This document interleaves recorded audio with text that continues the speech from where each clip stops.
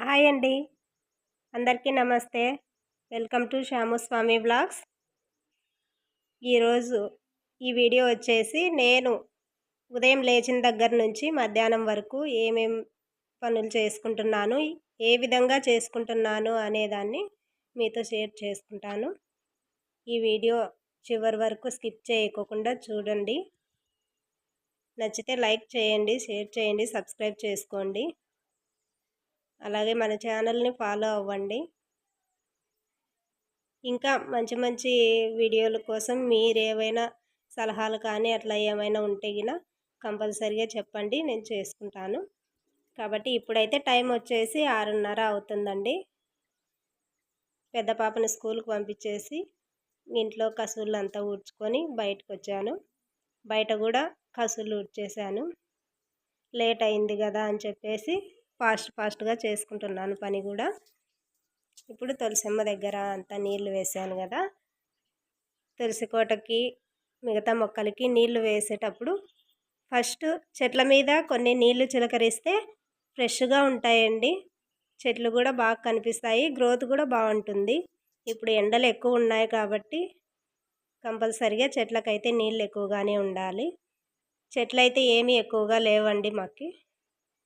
తులసి కోట, కలబంద చెట్టు, తమలపాకు చెట్టు ఉంది, ఇంకొకటి షో చెట్టు అండి.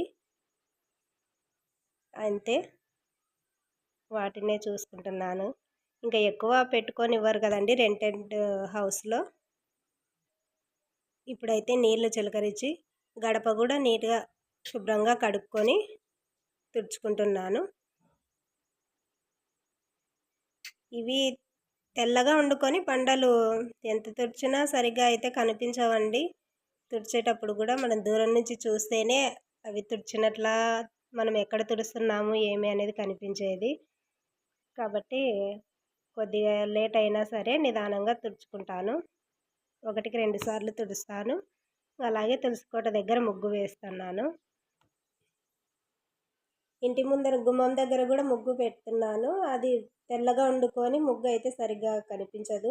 కాబట్టి నేనైతే డైలీ ముగ్గులో కలర్స్ వేస్తుంటాను. నింపుగా వేయకపోయినా సరే కొంచెం పసుపు కుంకుమ అయినా సరే డైలీ వేస్తాను. అప్పుడైతేనే ఆ బండల పైన ముగ్గు బాగా కనిపిస్తుంది.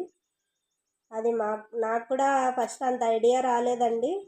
మామూలుగా తుడిచి ముగ్గు పెట్టుకుంటా ఉంటే పక్కన అక్క వాళ్ళు అయితే కలర్స్ అంతా వేస్తారు కదా, ఇవి తెల్లగా ఉన్నాయి కదా బండలు, ముగ్గు సరిగ్గా కనిపించదు, కొంచెం కలర్స్ వేస్తేనే కనిపించేది అన్నప్పుడు నాకు కూడా ఐడియా వచ్చింది. నేను కూడా అలా చేసుకుంటే బాగుంటుంది కదా అని చెప్పేసి అక్క వాళ్ళని చూసి అలవాటు చేసుకున్నాను కలర్స్ వేసేది. ఇప్పుడైతే లేట్ అవుతుంది. మళ్ళీ పెద్ద పాప స్కూల్ నుంచి వచ్చే లోపల టిఫిన్ రెడీ చేయాలండి. పెద్ద పాప 5:50కి అంతా స్కూల్కి వెళ్ళిపోతుంది.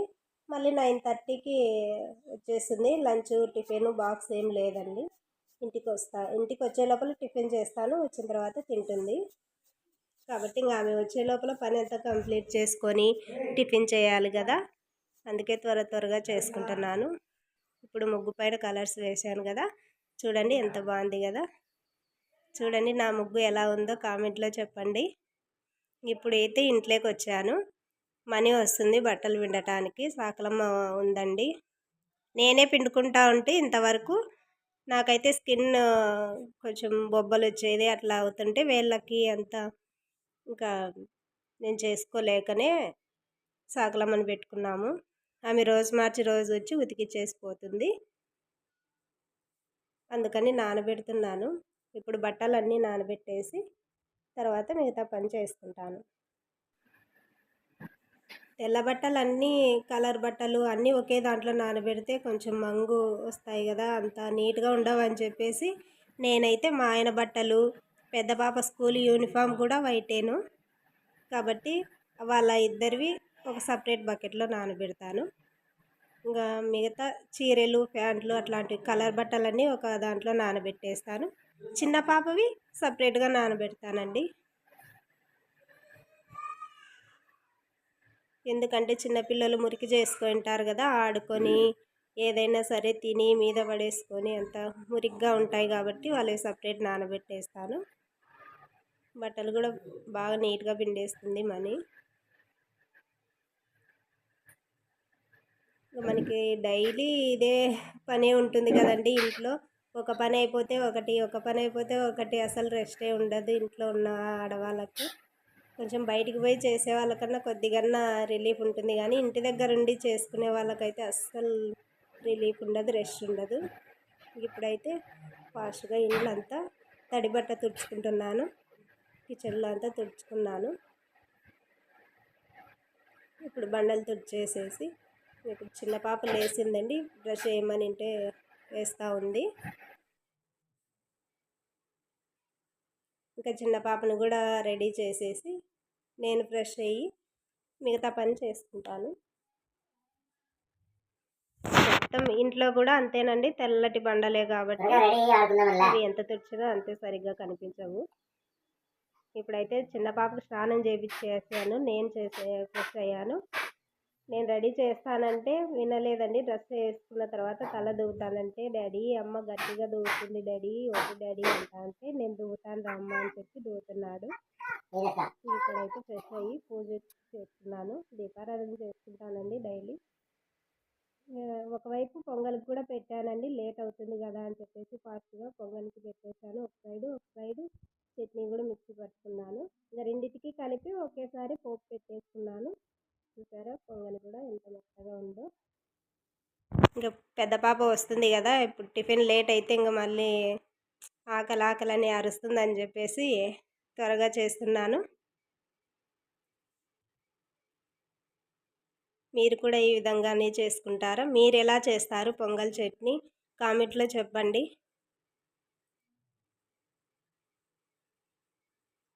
ఈ వీడియో పూర్తి వరకు చూసి సపోర్ట్ చేయండి, సబ్స్క్రైబ్ చేసుకోండి.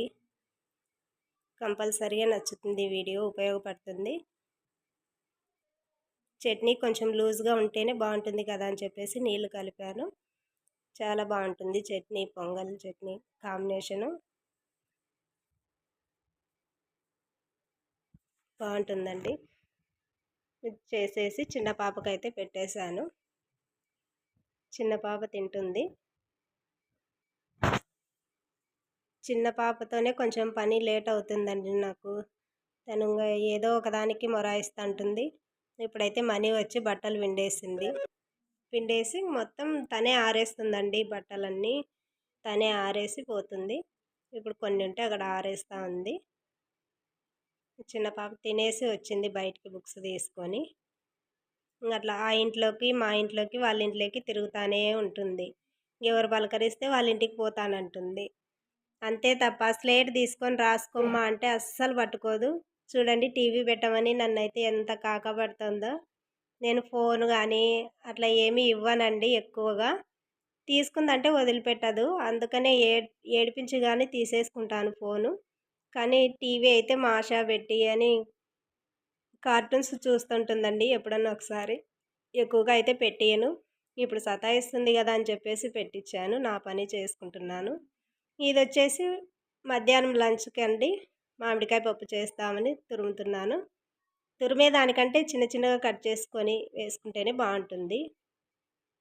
ఇంకా మామిడికాయ పప్పుకు పెట్టేసి అక్కడ అన్నం పెట్టేసానండి స్టవ్ మీద. అన్నం కూడా రెడీ అయింది. ఇప్పుడు పప్పుకు పెట్టేసి మిషన్ మీద కూర్చోవాలి, మిషన్ కుట్టుకోవాలి. మామిడికాయ పప్పులోకి పచ్చిమిరపకాయలు లేకుండా కారం పొడి, ఒట్టిమిరపకాయలు కానీ ఏదైనా కానీ బాగుంటుంది. పచ్చిమిరపకాయలు అంత టేస్ట్ అనిపించదు. చూశారు కదా, ఇదేనండి నా రొటీను. పప్పులోకి మామిడికాయలు ఎక్కువ అవుతాయని చెప్పేసి కొన్ని తీసి మామిడికాయ చట్నీ కూడా చేసుకుంటున్నాను. అంతేనండి ఇవాళ వీడియో. నచ్చితే లైక్ చేయండి, షేర్ చేయండి, సబ్స్క్రైబ్ చేసుకోండి. కంపల్సరీగా మాకు సపోర్ట్ చేయండి. Thanks for watching. Bye bye.